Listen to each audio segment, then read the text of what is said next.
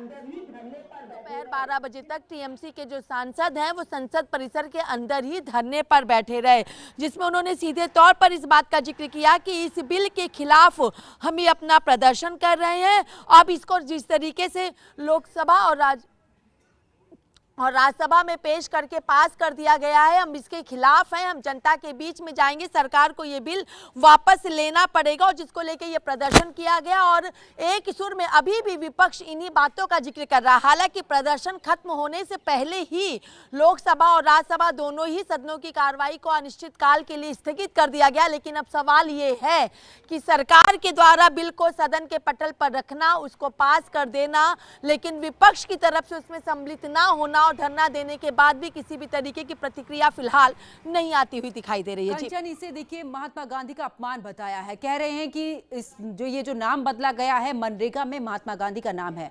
देश राष्ट्रपिता का अपमान बर्दाश्त नहीं करेगा और ये बार बार इसको लेकर जो सुर हैं वो उग्र होते रहेंगे।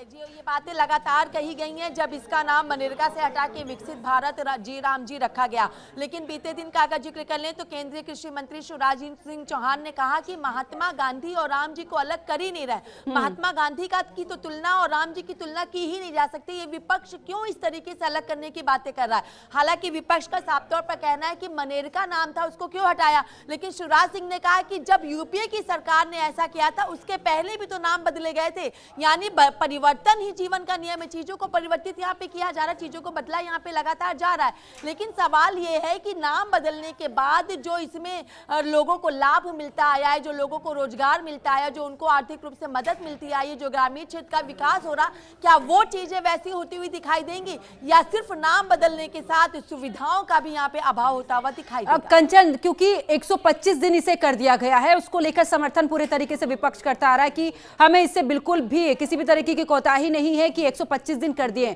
लेकिन जो इसकी धनराशि आवंटित की जाएगी उसमें भी कटौती कर दी गई है। वो ये बात भी कह रहे हैं कि आखिरकार मजदूरों के साथ में इस तरीके का भेदभाव क्यों कर रहे हैं? एक तो मजदूरी मुश्किल से मिलती है, दूसरी तरफ आप इस तरीके से कटौती कर देंगे केंद्र से, तो क्या ही रह जाएगा इसमें?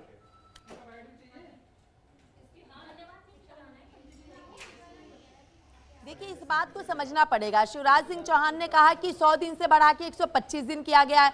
दूसरी चीज कि अगर कोई अपना आवेदन जारी करता है रोजगार के लिए यानी मजदूरी के लिए और 15 दिन के अंदर उसको नहीं मिलती है मजदूरी, तो उसको महंगाई भत्ता दिया जाएगा। तीसरी बात इसमें यह कही गई है कि जो बुजुर्ग होंगे और जो दिव्यांगजन होंगे उनके लिए एक अलग सा सुरक्षा कार्ड बनाया जाएगा, जिससे उनको मजदूरी और उनकी आय दोनों का फायदा उनको मिलता हुआ मैं आपके दिखाई पास में वापस लौटूंगी और भी जानकारी आपसे लूंगी, लेकिन सीधा लेकर चलते हैं संजय सिंह क्या कुछ कह रहे हैं, सुनिए। पीली आंख दिखाने की बात करते थे मोदी जी, और आज की तारीख में आप बांग्लादेश को नहीं कंट्रोल कर पा रहे हैं, तो इसका जवाब देना चाहिए सरकार को।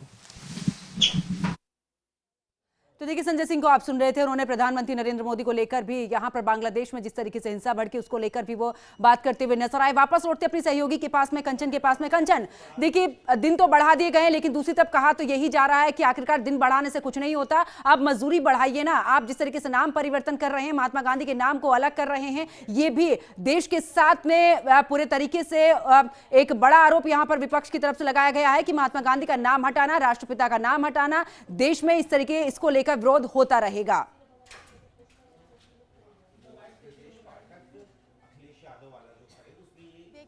ये भारत है और ये भारत की राजनीति है।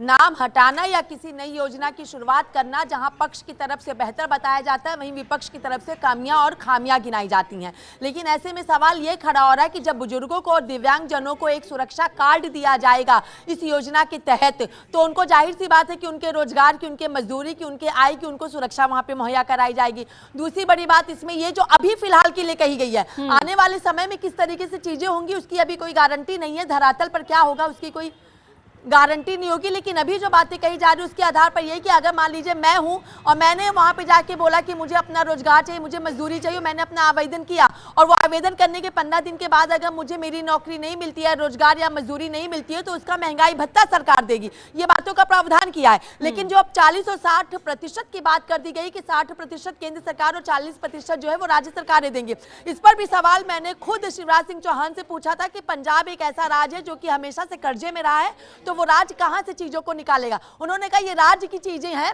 उतार चढ़ाव चलते हैं, कर्जा लोगों के ऊपर होता है, उनको सहायता दी जाती है और उसके बावजूद चीजों को मैनेज किया जाता है। नया है, वक्त लगेगा, लेकिन सवाल अभी भी जो क्या त्यों बरकरार है कि आखिर आवश्यकता क्या थी। आवश्यकता को लेकर यह कहा जा रहा है कि पारदर्शिता, सिक्योरिटी और चीजों को लेकर के इधर उधर कोई मतलब जो कहा जाता है कि कोई जानकारी नहीं, वो तमाम चीजों को एक जगह एकत्रित करने के लिए ये बिल लाया गया है। लेकिन आने वाले दिनों में देखना होगा कि क्या कुछ इसका फर्क पड़ता है, क्योंकि जब 3 नए कृषि कानून लेकर के आए गए थे पूरे देश में, इसका प्रदर्शन किसानों से लेकर के राजनीतिक दल से लेकर आम जनमानस के बीच में देखने को मिला था।